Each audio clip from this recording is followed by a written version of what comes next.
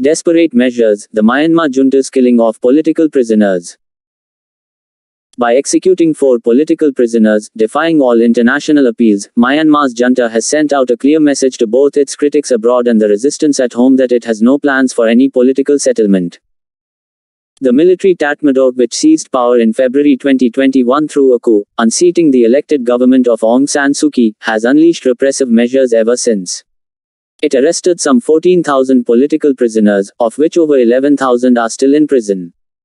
More than 2,000 civilians have been killed and thousands of houses have been burnt, rendering millions homeless. Ms. Suu Kyi has been convicted on half a dozen phony charges in secret trials and sentenced to 11 years in prison. The military has slapped her with many other charges that, with convictions from the general's kangaroo courts, could effectively keep her in prison for the rest of her life. But despite these repressive measures, the junta has not managed to establish even a semblance of order.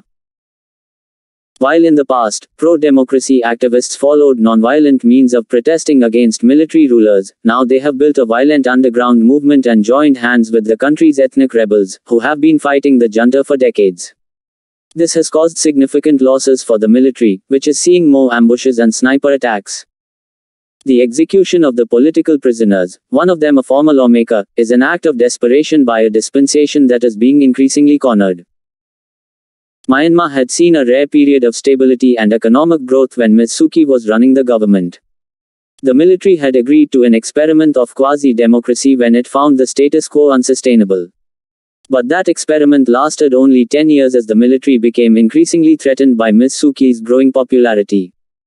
By staging the coup, it did not just end the democratic experiment, but also sought to remove the potential threats to the military's grip on power.